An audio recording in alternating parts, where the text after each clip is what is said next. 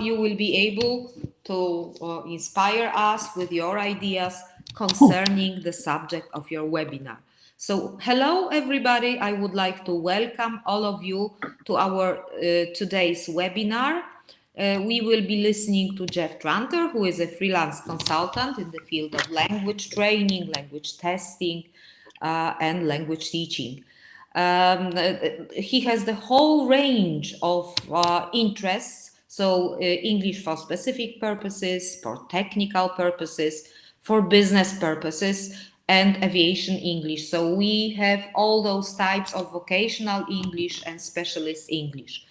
And he inspires us not only with his knowledge about these various professional contexts, but also with his sense of humor. And that is, if I can make a personal reflection at this point, that was my first contact with Jeff. Yes, in a crowded room during one of IATEFL conferences when I was still not cooperating so closely with Jeff and with IATEFL as such. I realized that if you want to participate in Jeff's lecture or workshop during IATEFL conference, you have to hurry up because there may be a moment when you won't be able to get into the room because there were so many people interested, especially in Jeff's sense of humor. So I hope that maybe in future Jeff will also inspire us with his approach to our teaching learning reality with the use of humor. Okay, I would like to say that Jeff is an international public relations consultant for IATEFL Poland. And as being such a consultant, he is also a board member. And moreover, he coordinates at IATEFL Poland Business English SIG. Yes, and he has always been very willing to arrange webinars. So this year it is his second webinar. So in 20 to 21 series, Jeff had webinar number 4 for us, and that was on the 20th of October. Very interesting content. So if you would like to have a look at that webinar, this is available on our YouTube channel. The title was The Old, the New, and the New Old, and that was about classroom and Zoom room. And referring to that webinar, I would like to quote just one of the positive opinions after the webinar. Thank you very much for an extremely inspiring presentation. One of the best, if not the best, I've seen. A perfect blend of theory and practice. Thank you for lots of useful information, making me realize what I do well and what I might or should improve. Thank you for plenty of advice to be put into practice. So today, Jeff will tell us about saving lives and money by using commas, hyphens, apostrophes correctly. Yes, so he will give us the background information to teaching punctuation. So over to you, Jeff. thank you very much, Lucina. I think I shall employ you as a personal assistant. That would be nice. After that introduction. Well, good evening, everybody. Nice to be here, even though I would much prefer to be in Poland than here in Dortmund, but this is all we can do nowadays. Yes, save lives and money using punctuation correctly. The stories about the lives and the money, they will come in the course of the next minutes. What I would like to do is look at punctuation, not punctuation in general, mostly about commas, hyphens, and apostrophes. And it's a subject that is actually neglected because for many teachers, it's not really relevant because even the Common European Framework doesn't really talk about punctuation until B1, more like B2. And as many teachers are only teaching at lower levels, they aren't really confronted with the topic. But nevertheless, for people who, like myself, teach at university, I teach at B2, C1 and C2 levels, I have to try and interest my students in punctuation, which is not easy, and I have to find strategies for dealing with this. Let's start by looking at two aspects of punctuation. Why do you question everything? Don't shout at me. And that shows, as the next slide does, that we have a love-hate relationship with punctuation. People often feel insecure, even in their own language, feel insecure when using punctuation. They're not quite sure how to deal with this. And we have some lovely quotations here for the first one. When speaking aloud, you punctuate consistently or constantly. Your listener hears commas, dashes, question marks, exclamation points, quotation marks as you shout, whisper, pause, wave arms, etc., etc. So I hope you can hear all my punctuation marks at this moment. And then the quotation punctuation marks are like road signs. Without them, we might get lost in the middle of a sentence. Another quotation, I wish for sorrow to be a full stop and happiness to be a comma in my life, because after a comma, it goes on, but after a full stop, nothing happens. And punctuation is fun. Punctuation is fun. Before I continue, I'd like to get some opinions from you. Perhaps you could simply look at the question. How necessary do you think it is to teach punctuation? A, very necessary. B, not at all necessary but useful. Hardly. Perhaps you can put in the chat line A, B, or C, so we get some opinions. I can see some Bs, one or two As. A's, B's, A's. As I said before, it depends very much on the level that you are teaching. All right, rather an A. The second question is, how interested do you think your students are in learning about the correct use of punctuation? Let's say A, B, or C. I have slightly more C's here. All right. And just to give one little comment at the moment, I think that is often because we don't really show how important they can be. And especially as very many students don't really know how to use them in their own language. It's definitely the case in Germany. I'm not quite sure about Poland. I'm not quite sure how difficult punctuation rules are in Poland. And one more question before we continue. How satisfied are you with your attempts to teach punctuation? Highly, moderately, or minimal? A, B, or C?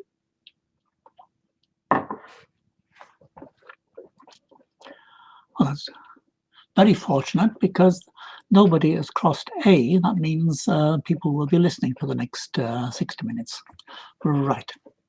So let's start by looking at the Common European Framework just to see what they say about punctuation, because they relate it to levels. And if we look at the next slide, you can see it comes under the category of orthographic control. And they have three areas. Copying words and sentences at lower levels, spelling, and intelligibility through a blend of spelling, punctuation, and layout. So important word here is intelligibility, because punctuation has a lot to do with how intelligible, I should say, how intelligible your use of punctuation is. That's why I've highlighted intelligibility through a blend of punctuation. Leave the rest for the moment. And if we look at the various levels, we can see at B1, it's hardly mentioned.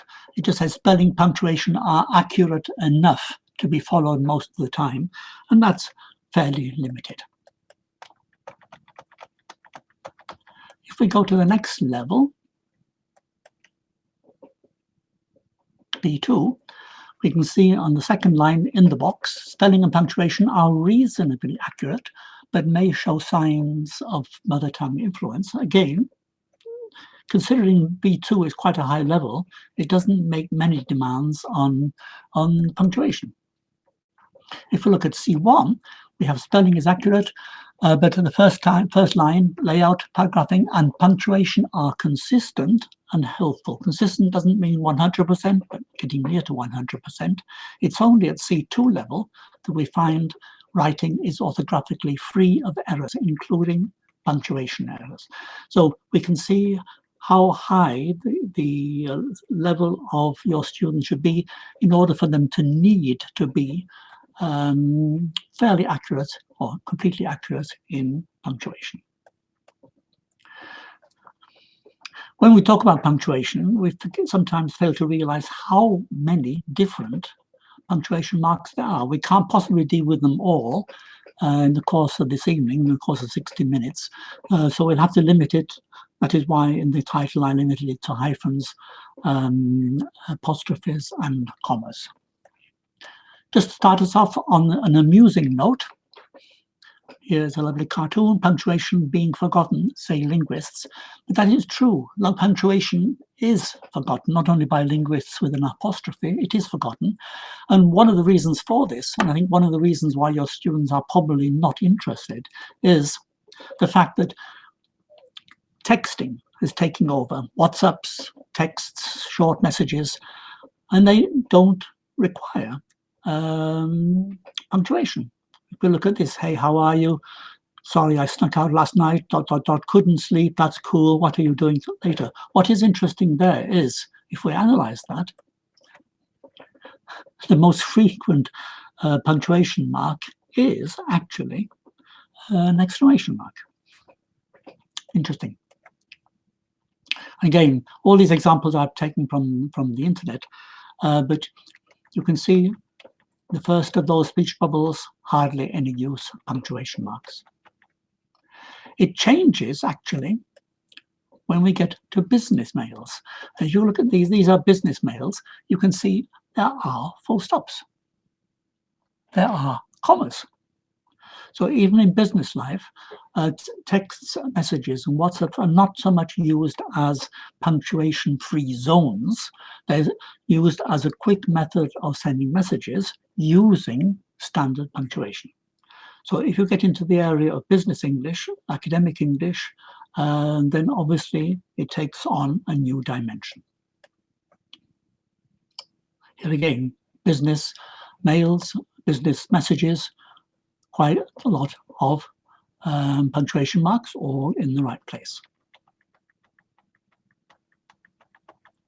So when do we need punctuation marks? Firstly, why it can help. Punctuation is important. It can help to prevent ambiguities and misunderstandings. And this is one of the areas we will be concentrating on, ambiguities and misunderstandings. The wrong use or non-use of certain punctuation marks can prevent, can cause ambiguities and misunderstandings. Here's an example. This, especially in legal English, by the way. Here, there was a court case, Rogers Communication versus Bell Alliant, and that was a contract. We needn't go into details, but there's a comma in there.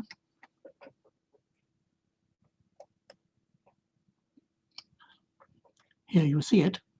And that comma, as we can see in the next slide, was important because one company said the second comma suggested the contract would be ended after a year. Another said it had to be 5 years. The winning company, the first, saved $2 million. That's $2 million the opposing side lost from poor comma placement. So we see saving lives and saving money, all because of a comma.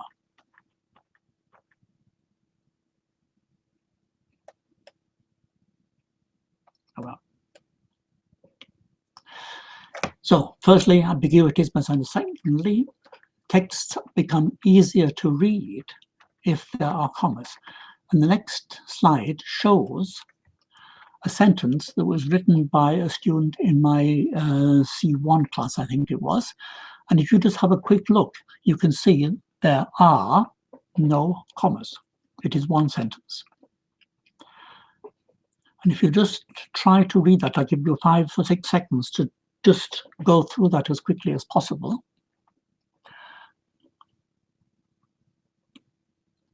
It is quite difficult to read to understand at one reading. If we put commas in,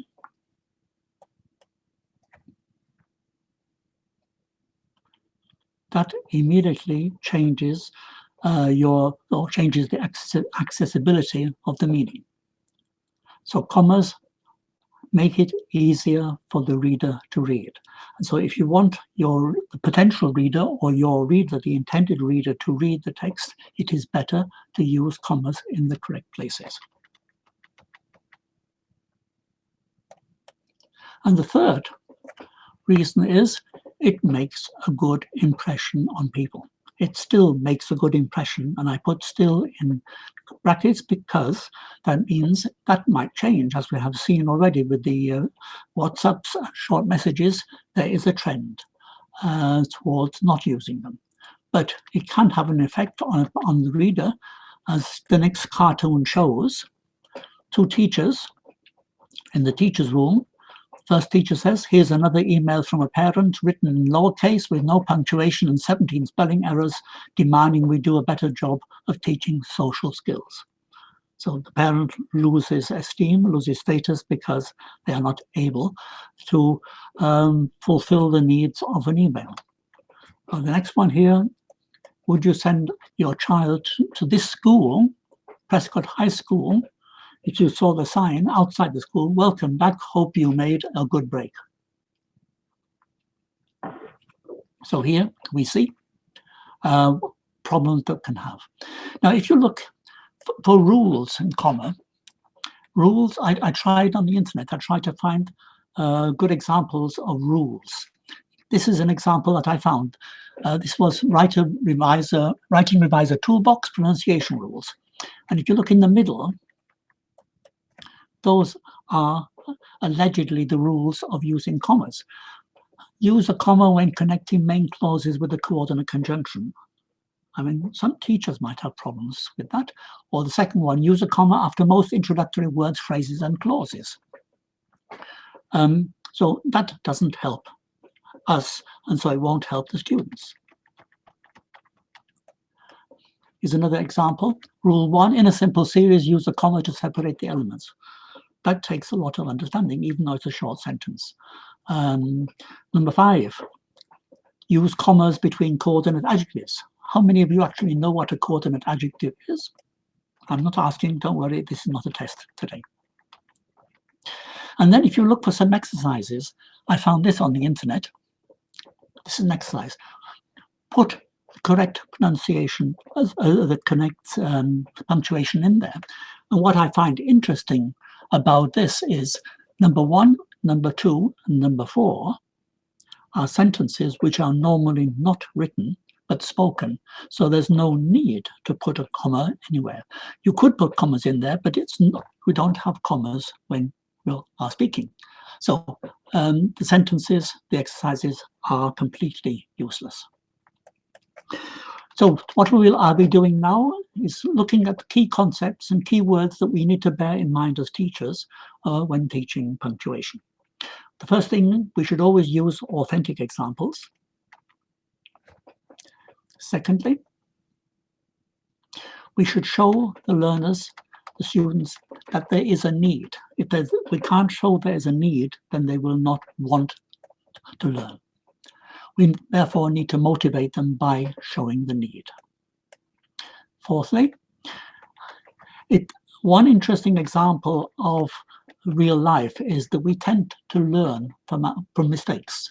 Some people learn from their own mistakes. Sometimes it's more interesting to learn from other people's mistakes. And the actual most interesting experience is when you learn from mistakes made by native speakers or by people whose language, for whom English is the first language. Next key concept, be pragmatic, because the rules are not 100%. So if it works, it works. We don't have to apply the rules in a completely disciplined way. We should be as pragmatic as possible. Next one. We should try to make it visual as possible, because commas are things you see. And if we can get people to visualize sentences with commas, then they will learn, or with other punctuation marks, they will probably learn to use them more easily and more quickly.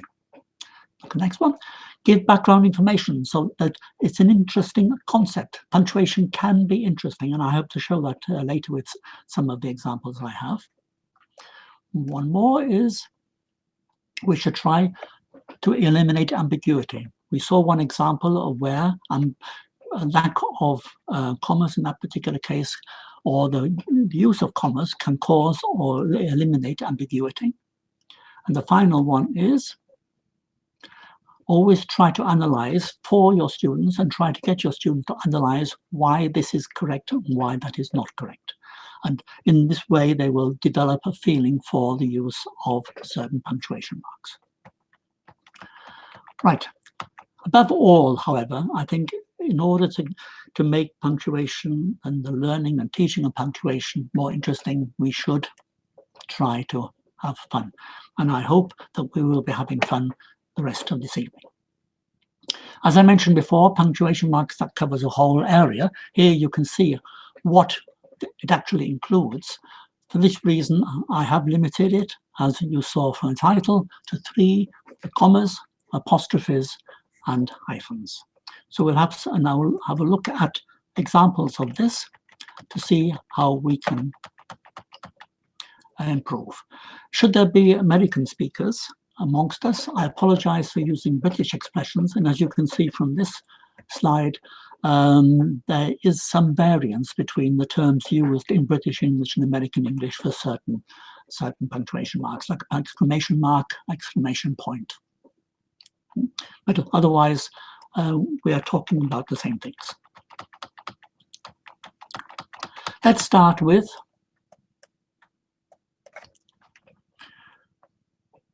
apostrophes. Yeah? When to use apostrophes and when not to use apostrophes. And we'll now have examples, the use of apostrophes.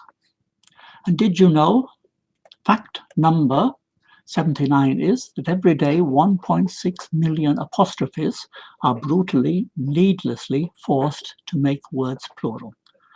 The apostrophe is never used to make words plural. I don't know about Polish, but in Germany, they are now starting in German to use apostrophes for plurals. It looks horrible. This you will find in any main street, many supermarkets in Britain. As you can see here, on the left-hand side, fresh conference pears. Not only is pears spelled wrongly, but the apostrophe is wrong. Mangoes in the middle, and large plums. If you look at the next one, you can see here we have onions as well. Onions with an apostrophe. This is why, or for more examples, again from the same area,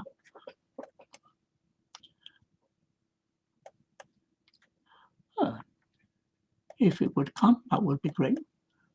Very useful. It seems to be sticking. There should be one now showing bananas, but that is refusing to come. So we'll move on here.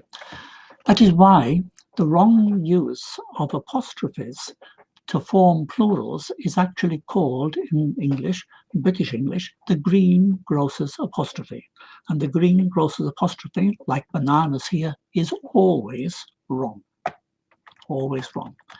Unfortunately, it's not restricted to greengrocers. You will find it, for example, on the right-hand side with snack bars, pizzas, kebabs, burgers, jackets. And on the bottom left, you'll see it with doors, locks, workshops, kitchens, and flooring. The one at the top on the left-hand side I find particularly interesting, visitors disposal site. Apostrophe is missing, but that is a site where they dispose of visitors. Interestingly enough, there are companies like Starbucks and Boots who should have an apostrophe, but have decided not to as part of their brand image.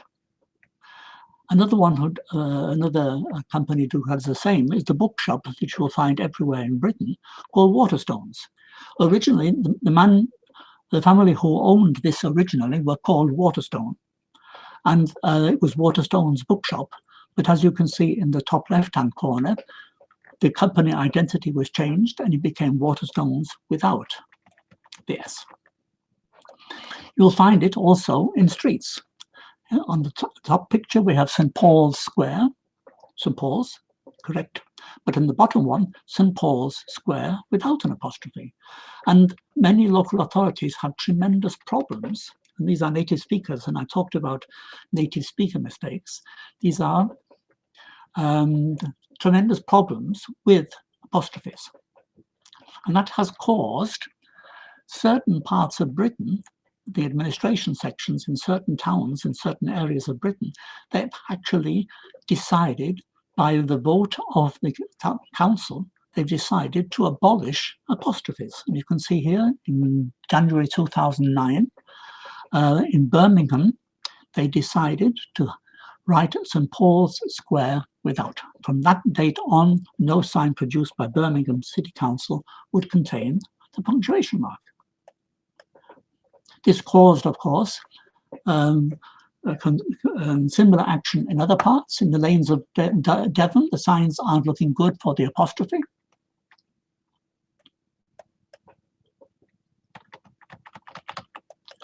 And other parts of the world, which we'll come to here, it did, of course, typically British, cause uproar, outrage at local authority plans to abolish apostrophes, and then the Plain English campaign, who are campaigning for correct English in documentation, had to complain. And here we have it's nonsense, as you can see in the red box. It's nonsense, said Steve. Where is it going to stop? Are we going to declare war on commerce and outlaw full stops? The most interesting example I found, however, was in Jersey. And according to a report by the BBC, they couldn't decide whether to call this one road Queen's Road with an apostrophe or not. And what actually happened was, as you can see in the red box, on the one side of the road, there's an apostrophe. On the other side of the road, it doesn't. That is, of course, a nice way of compromising. British Rail, the same. Excuse me. The busiest railway station in Britain, Clapham Junction, Britain's busiest railway station, should have an apostrophe and doesn't. Or here, if you're in a pub, you can see on the blackboard, we have menu with too many apostrophes, and the singer, how many apostrophes are there in the following sentences, and the man talking to his wife, I hope he didn't write the menu because the menu is wrong in terms of punctuation. You have to be careful, of course, because certain people might not appreciate it if you tell them that they hadn't spelt the words on their T-shirts or on their pullovers correctly. So I'm sorry, but there shouldn't be an apostrophe, and that is not necessarily discretion. It can go wrong. Now, if you look at this sign, which is taken from a hotel in Britain, this door is locked for our guests' safety and security. I wonder how many guests that hotel had. Did they only have one guest, as suggested by the apostrophe in our guests' safety and security? Or are they hoping to have more, in which case it should not be in front of the S, but after the S. And all this bother has led to the appearance of Apostrophe Man. And there is actually Apostrophe Man. It's not a joke. There's Apostrophe Man. He's sometimes called the apostrophizer. Here he is. He goes round trying to make sure that apostrophes are used correctly. If you don't believe me, here's an example. Here is a shop. I think this was in Bristol. Tucks and Tails, a gentleman's outfitters. No apostrophe. So what did the apostrophe man do? In the middle of the night, with his bicycle, a long pole, and a piece of sticky tape, he put an apostrophe, and he's been correcting mistakes on Bristol shop fronts for over 13 years. And this is what I meant when I said at the beginning, it's interesting to give background information, because firstly, it shows that the native speakers make mistakes. And I'm sure that people, that your students, if you tell them stories like this, will find an interest in the correct use of apostrophes. If you'd like it to take a step further, if you go to the BBC News homepage and Google grammar vigilante, you can find not only an article about him, you can find a podcast which gives details of how the grammar vigilante goes through Bristol at night time and corrects all the mistakes in terms of apostrophes.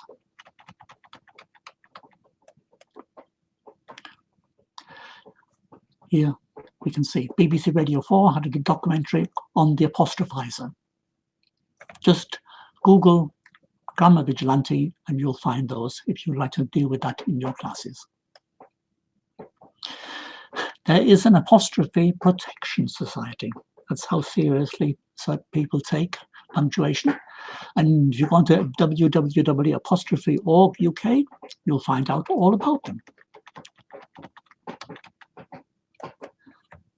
There is an International Apostrophe Day. If you're interested, sometime in August every year, International Apostrophe Day. Again, Google International Apostrophe Day, you'll find it.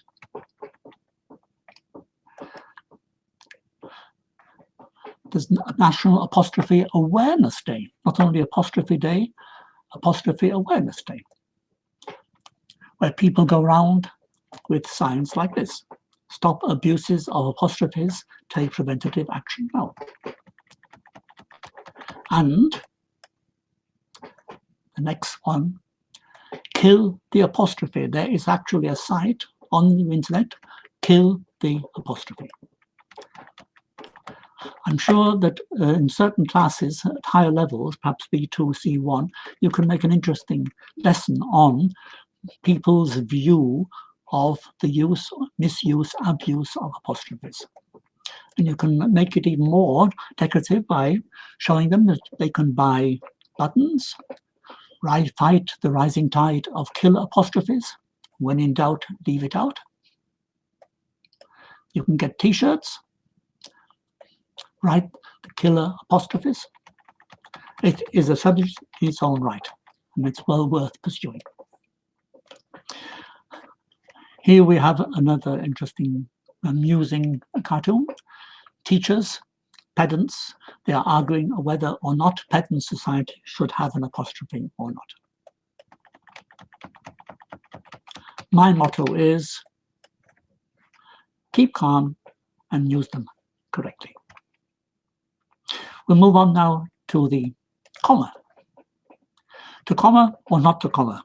That is the question, not posed by Shakespeare, but it could have been. Let's take an example here. This photograph I found, sorry we're open. Here we have a good example of what can happen if we forget apostrophes. The next one is one for the ladies. I'm sure they will appreciate this. And if you have any ladies in your classes, they will love this. An English professor wrote the words, "A woman without her man is nothing," on the board, asked the students to punctuate it correctly. All of the males wrote, "A woman, comma, without her man, comma, is nothing."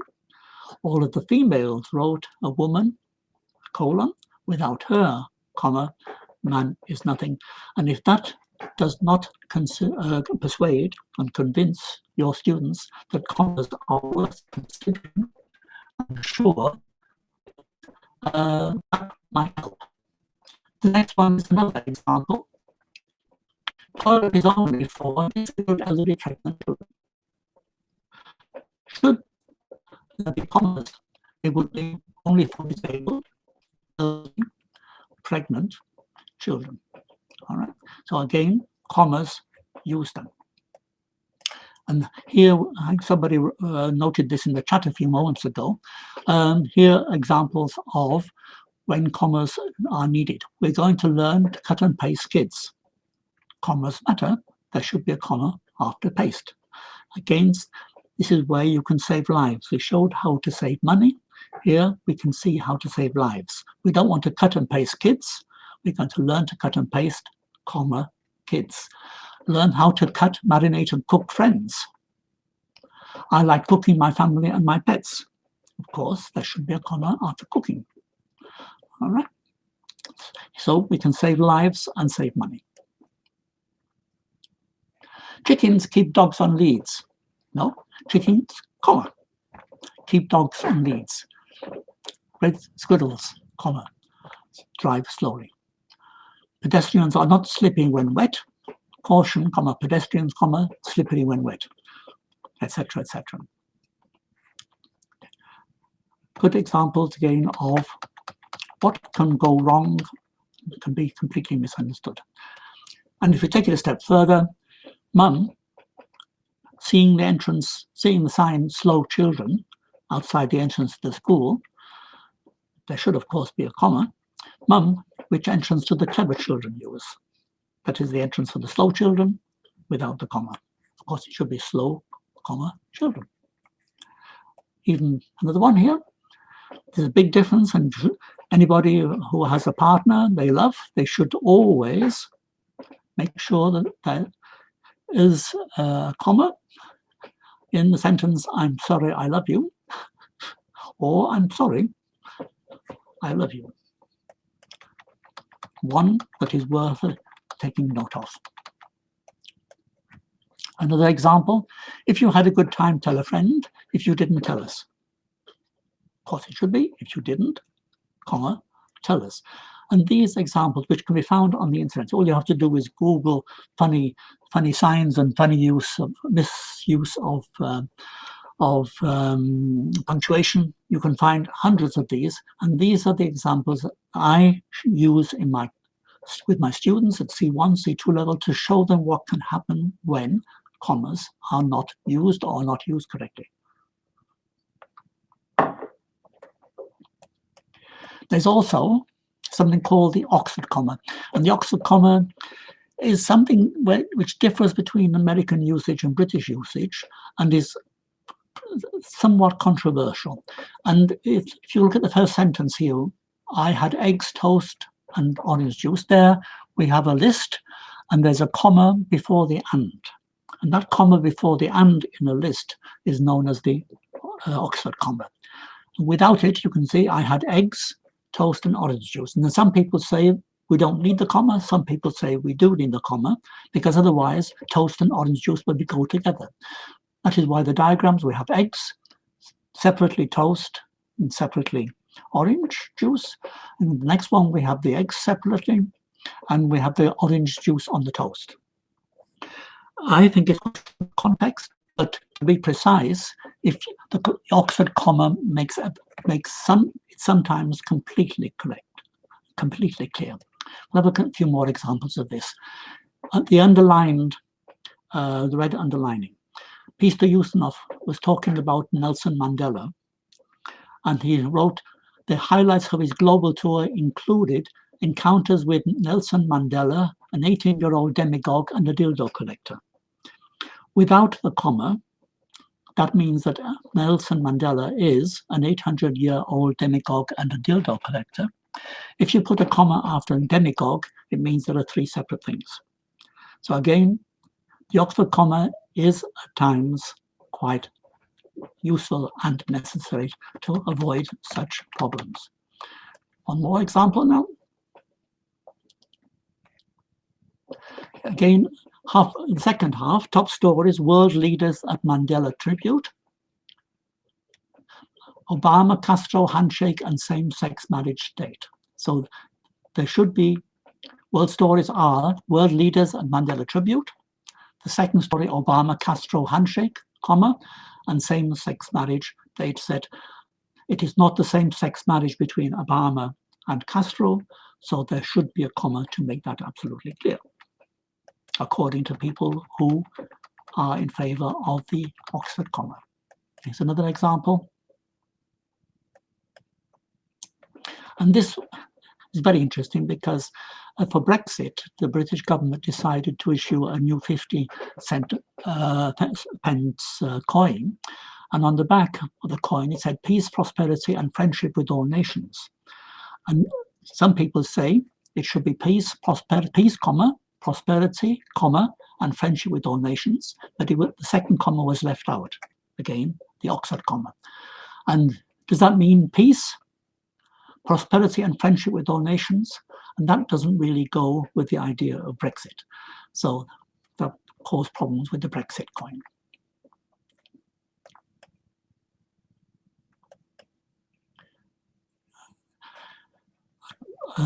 We saw the example at the beginning, what happened in the legal contract when the comma was inserted. It cost the company $5 million. Here again, it was a question with the main firm. Money was lost because the comma was missing. And here, Oxford comma helps drivers win dispute about overtime pay. This is an article from The Guardian. So if you're interested in that, just go to the Guardian page, look for Oxford comma helps drivers, and you'll find the whole story. Another one. You can see the cuts where the comma was missing. I think it would take too much time. This is my most serious use or example of the wrong use of commas. This man was hanged because of a comma. Again, too long to go through the whole story. If you are interested, go to The Guardian and look for the man hanged because of a comma, or Google the man hanged because of a comma, and then you can find out the whole thing, the whole story. So here, the Oxford comma, as I said, it's controversial. Some people decry it, some people defend it, many people debate about it. Is it necessary? I try to show you that it is necessary at times. On the whole, the best advice to give you is, if you are dealing with Americans, use it. If you're not dealing with British, it can be forgotten. And if you're interested, by the way, there's a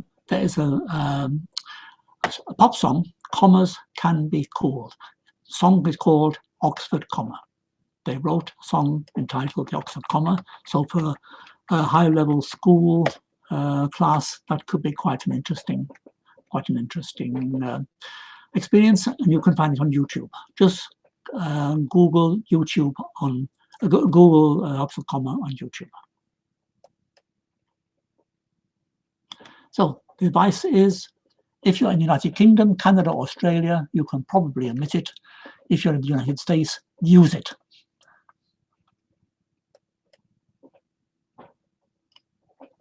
Okay, good.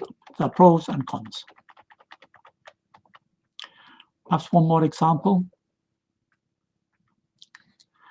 The comma after President Obama is absolutely essential. I invited the acrobats, President Obama, and the Queen of England to a party. If you have no comma, that means the acrobats are President Obama and the Queen of England. That would be quite an interesting party, but I'm not quite sure whether the Queen would be amused. We went to the store for eggs, bread, and milk. The first one is the Oxford comma. The second one, there's no comma. The context is clear. So my advice again, keep calm and use the Oxford comma. So we'll move on to the hyphen. And the hyphen is there, of course, to join. The hyphen is a joiner. On the other hand, the hyphen is one of the most misused or wrongly not used punctuation marks. And I hope to show you this now. That is why there is a memorial to the nearly departed, seldom understood, soon to be forgotten hyphen. For example, tables are for eating customers only. I think a good example of why they are necessary. Another one. Beware of man-eating tiger. hyphen is quite necessary.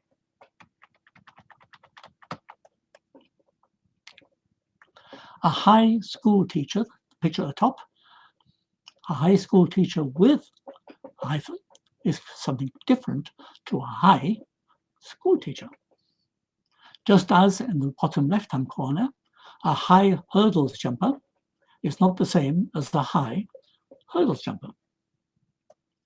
And we take a step further, especially here we need hyphens because working 20 4-hour shifts is not the same as working 24-hour shifts or 24-hour shifts. So the use of the hyphen separates here 3 different things. And these are examples which do convince my students. And try the next one. That is one nightstand. Not to be compared with a one night stand with a hyphen. So if you tell your wife or your husband you want one night stand, make sure you get the hyphen correctly. Next one, even more important, I think, the difference between using hyphens in the right place, using hyphens in the wrong place, or not using hyphens is quite serious in that headline.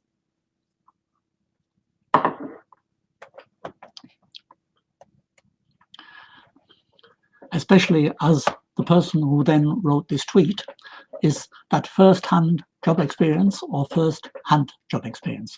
And that could save your career, not only saving lives, we're not only saving money, we're now saving careers. But these hyphens are used wrongly by many people. Here, the top left-hand corner, this is an advertisement. 5 simple ways to stay cold and flu-free. Does that mean these 5 simple ways are free? 5 simple ways to stay cold and flu? Or does that mean must have DVDs, or are they must have DVDs? All right. And the bananas, it says, peel me, I'm fat free. Does that mean they are free of charge? If they mean they are free of fat, then there must be a hyphen between fat free. Top one, the ex-terminator or exterminator. Is it re-election or re-election?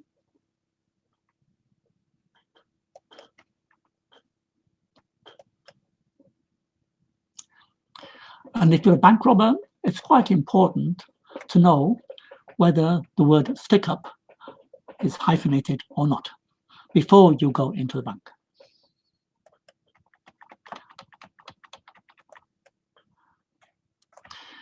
The real estate agent, is he a small business owner or a small business owner? In which case, as you can see in the text with the blue underlining, there should, of course, be then a hyphen between business and owner. Waste free lunches. Why should you want to waste free lunches? It is, of course, waste-free lunches. Or the next one here.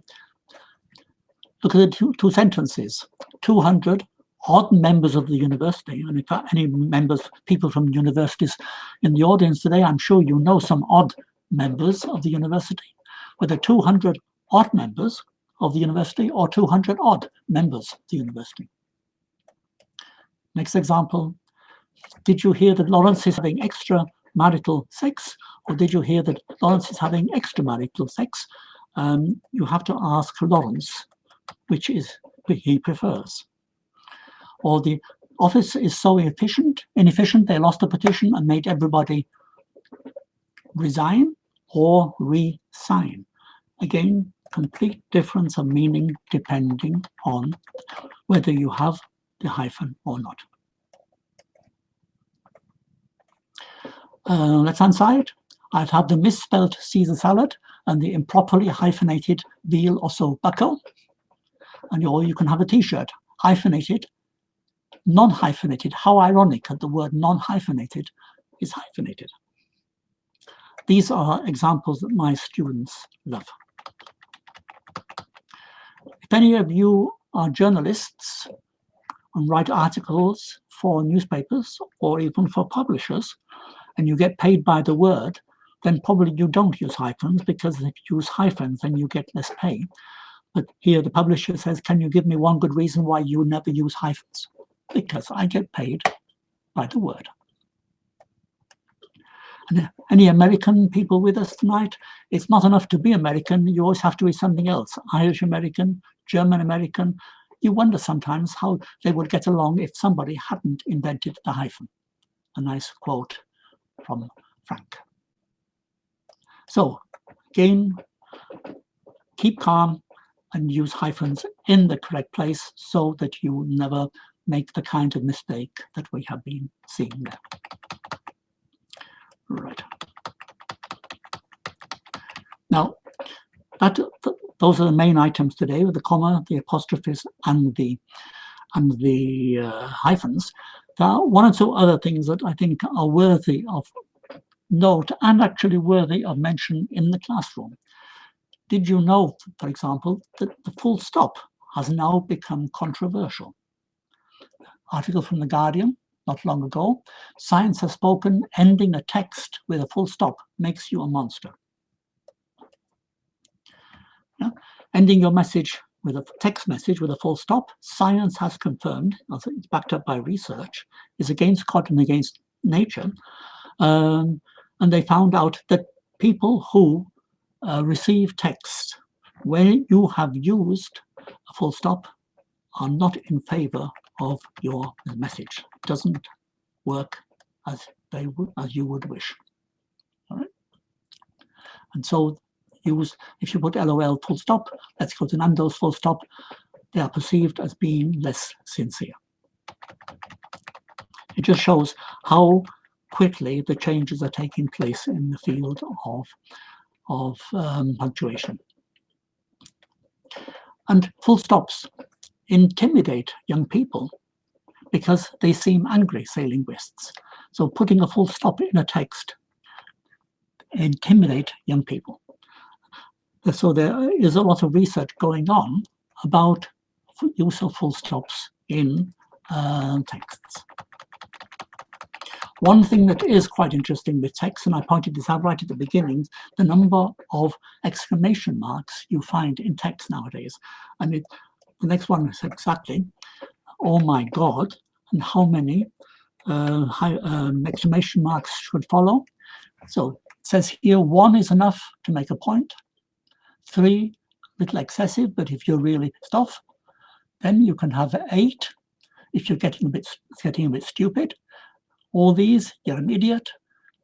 As many as that, you're a moron or a super moron, and etc., etc., etc. So just to prove the point how non-new it is now becoming to use exclamation marks in texts.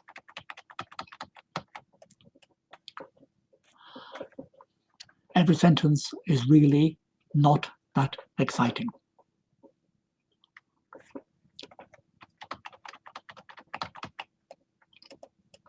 And if they're put in the wrong place, they can be misleading. Help, wanted.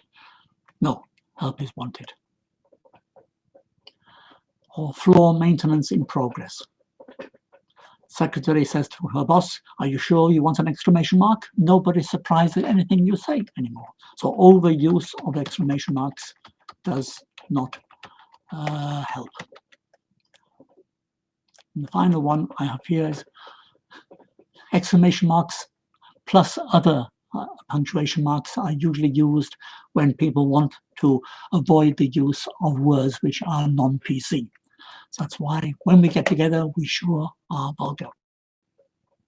When I was doing research for this talk, I found punctuation marks I'd never heard of. This is called the interrobang. I'm not quite sure what it is, but that's what it looks like. You might like to sort this out for yourself. There's a hemi-demi semicolon, as you can see on the left-hand side. All right. You now can also find, just a moment,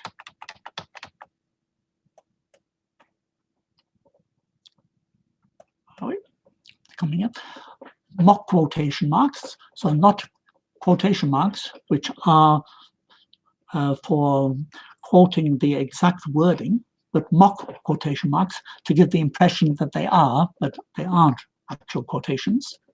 Then you can also find super ellipses, where the dots get larger instead of being the same size. So those are the latest examples of punctuation marks. If you'd like to take the subject a little further, I can recommend this book. I'm sure most of you know it. It came out about 20 years ago, Lynn Truss. It's called Eat, Shoots and Leaves. And Eat, Shoots and Leaves is, of course, the panda. Panda eats shoots and they eat leaves.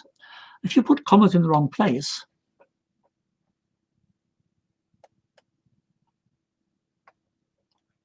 and by the way, there's also these two books, which were based on her original text, but they've made some lovely diagrams that I can recommend. They only cost about £6-7 on Amazon. And here you see the point with the panda. The panda came in, eats, has something to eat, shoots, and then leaves. So panda walks into the library, eats a sandwich, draws his bow and arrow, and shoots 2 arrows. Why did you do that? The librarian asks. I'm panda. That's what it says we do. They shoot, eat, shoots, and leaves. If you're interested in a really serious look at punctuation marks, of course, David Crystal is the master, making a point. The Story of English Punctuation Through the Ages, definitely an interesting book. And these, again, it's only about £7 or £8, and you can find it on Amazon. Right, so we're getting towards the end, but teacher to a student, and this is perhaps something that you might like to say to your students, any teachers who are with us tonight. I know it's hard to believe right now, Lawrence, but someday you'll thank me for asking you to punctuate your sentences correctly. What I've hoped I've shown you is the background, the key concepts, authentic examples. Everything I showed you was authentic. I've shown the need. I hope the humor and the need will motivate. I've shown you examples with native speaker mistakes. You can learn from native speakers. You can be pragmatic, exactly, for example, with the Oxford comma. They visualize all the signs, all the cartoons, visualize mistakes and show people with these punctuation marks actually being used. I've given you lots of background information about the reason for apostrophes and what happens, and to make it a little bit interesting, to give these very formal aspects of language some kind of narrative. How you can eliminate ambiguity by using punctuation marks, and how to analyze whether a thing is right or wrong, and what happens if you put a punctuation mark, what happens if you don't. And of course, I hope that you've had fun with the examples. Most of the examples you can find by Googling funny examples of commas, funny examples of hyphens, funny examples, amusing examples of hyphens. And my final slide, thanks for coming. And if there are any questions, I think we have a few minutes to ask any questions, which you can either put into the chat line, or possibly, if it's possible to speak and use the mic, we can have a little discussion. So I hope you've enjoyed the examples, and I hope it's given you a new view of punctuation, and perhaps will motivate you to include punctuation in your classes a little more. Thank you for coming, and I hope you've enjoyed it. The book's name, I can go, that is the book with David Crystal. That's a serious book. And the funny book, the funny examples, is Eats, Shoots and Leaves. And from the examples, that is just text. And from those, there are two other books, which are also quite cheap. I saw this on Amazon. I think it's about £7 or £8, and there they have lots of diagrams. This example I showed you here came from one of those books, so you can use them in your classrooms. Right. Any questions? Any comments?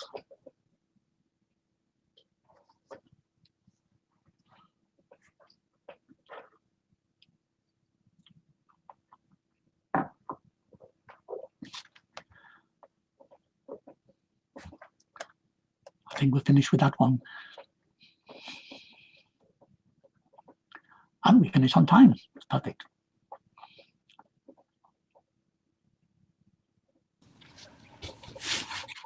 Perfect timing. Yes. Perfect timing. Good time management. Yes.